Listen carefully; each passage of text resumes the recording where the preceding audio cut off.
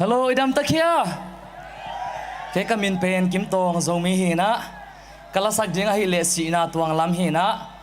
Greek la panina ke man kalet khiat hina. Tunina ka fashion hi le tu sun nai thum khonga nai ni le nai thum ke ka khonga ke ma ka khui hi ke ma design hi lungdam e.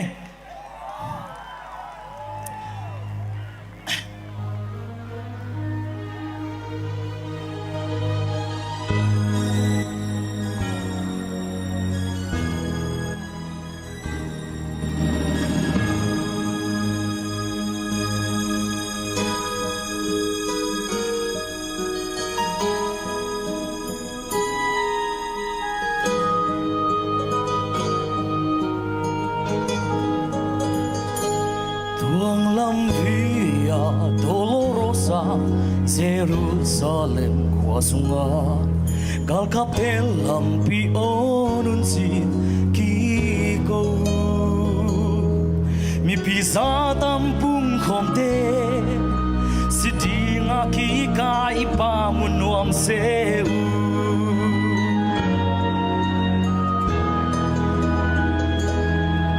anung sanga fuang na hanga ko ul si san tui bang lua alua ling luku khusak lai lai haksan na khem peute chuakin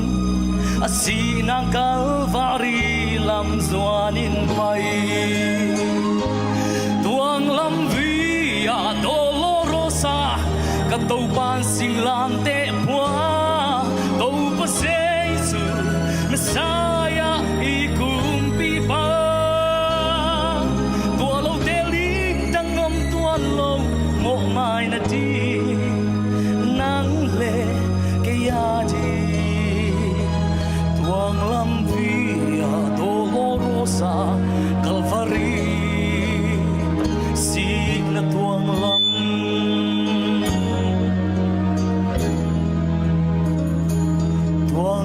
via dolorosa Jerusalem kuasunga gal kapel lampi onun sin kiko mi pisa tampung khomte sitinga ki kai pa munuam seu tuang lam via dolorosa katau pan sing lam te pua tau pasesu Messiah ikumpi pa tua lo telim dangom tua lo mo mai na di nang le ke ya di tuang lam via dolorosa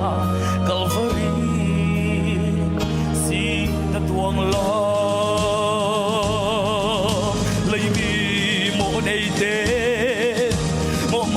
Jesus si san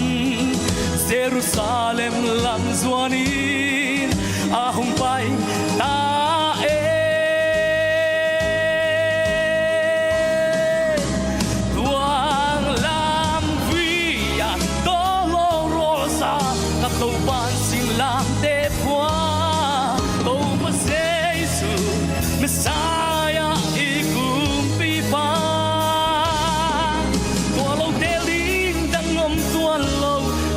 mai na di nang le ke ya di tuang lam via dolorosa Calvary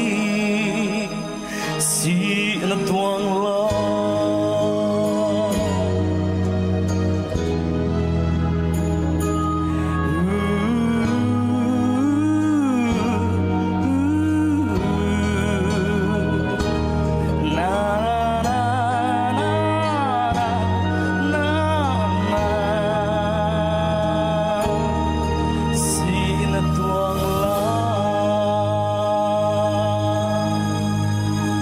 Lục Già Mê